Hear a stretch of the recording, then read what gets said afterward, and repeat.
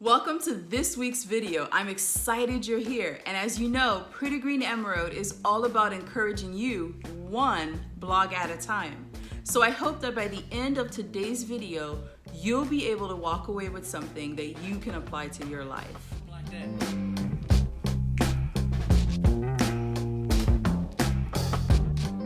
Today's story that I want to share with you comes from a time when I was away at grad school. I believe that for me, grad school provided some of the most formative years of my life. Reason being, it was my first time away from home. I had my own apartment. You know, the experience of being able to furnish it yourself, decorate it yourself. You've got your own keys. You come and go as you please. It was an amazing time for me. Plus, I attended a Christian institution in Michigan where I met some of the most amazing people, some of whom are still in my life today. Now, I did experience some of the most brutal winters I've ever had to experience in life, but I believe that also taught me a great deal. So I ended up living in an apartment building that was just about 5 driving minutes away from the school that I attended. And luckily for me, my building itself had at least 2 or 3 other young ladies who I knew from my home state here. We ended up going to school around the same time, and we ended up living in the same apartment building, which was great for us. And this plays a big part of today's story, so I'll come back to this in a bit. But as I was saying, this was my first time away from school. A lot to be learned here, a lot to be learned. One of the biggest lessons that I learned while I was away is just how to open up to others and how to trust others. Initially, I felt that my space was my own. I was very guarded about my space, and I didn't really like to open up to others. I didn't really like to let them in physically, mentally. I mean, even my apartment, I remember there was one incident where some friends came knocking at my door unexpectedly, and I didn't know what to do because at first I'm thinking, I don't want to let them in. What are they doing here? They didn't tell me they were coming, but I did let them in. They had brought McDonald's with them and they just wanted to spend some time together. I just went with the flow at the time. They ended up spending the night, and for me it was kind of like, why are you still here? Go home. So for me, I think it was just a matter of being a bit more relaxed and going with the flow at the time. These were friends, they wanted to spend time with me. They weren't doing anything that could harm me or harm themselves. Like I said, they brought food over.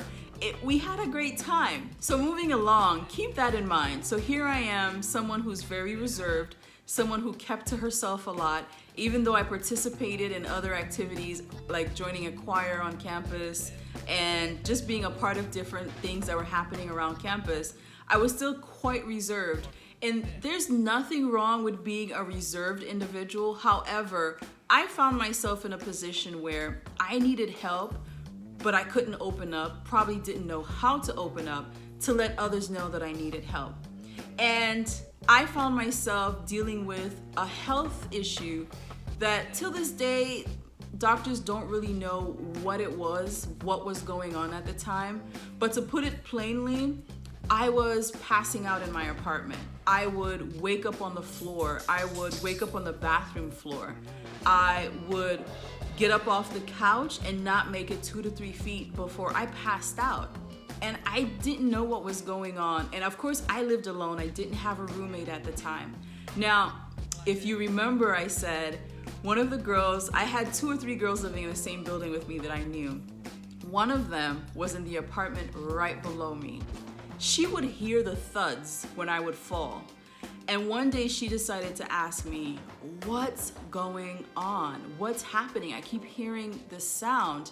And I decided to open up to her and tell her, well, I don't know, but I keep blacking out. I keep passing out. Like, it's happened to the point where one time I hurt my nose on the toilet bowl because I was going into the bathroom. I didn't make it far in before I fell and hit my nose. But back to my friend who was down below, she said to me, well, Em, if you need anything, you should let me know and I could always assist you.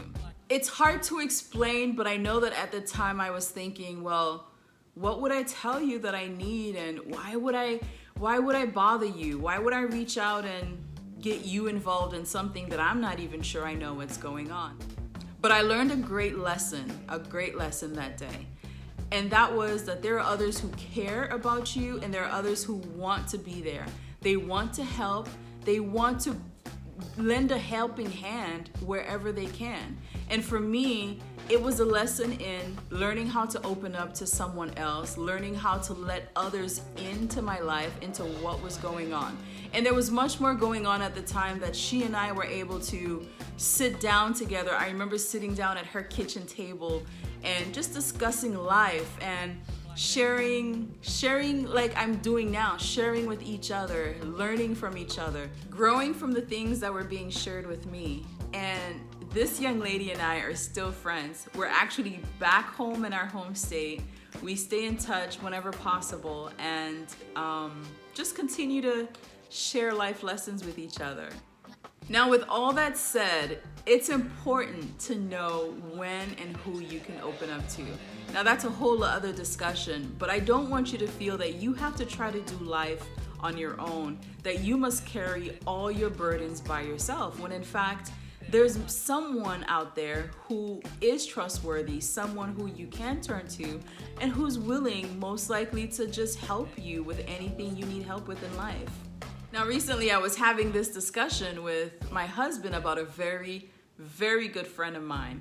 And I told him that she is someone I know I can trust, because there's nothing I've ever said to her that has ever come back to me. There is nothing that she has shared with me that has made me raise an eyebrow. She doesn't discuss other people with me, and I know she has other friends, but we never go into other people's business. Whenever we talk, it's about the two of us. And this is how I know she is someone who's trustworthy. And this is something that you can use as an indication as well as to who you can trust. Well, that is all for today. But I look forward to sharing with you some more next week. But let me know down below, what are some things you learned while you were in school, whether you went away or not? What are some things you would do differently, or perhaps how is it that you learned to open up and trust others? What are some things that you look for? Before you go, be sure to like and subscribe and share this video if you found it encouraging. Billo and I are encouraging you to return because we have more videos.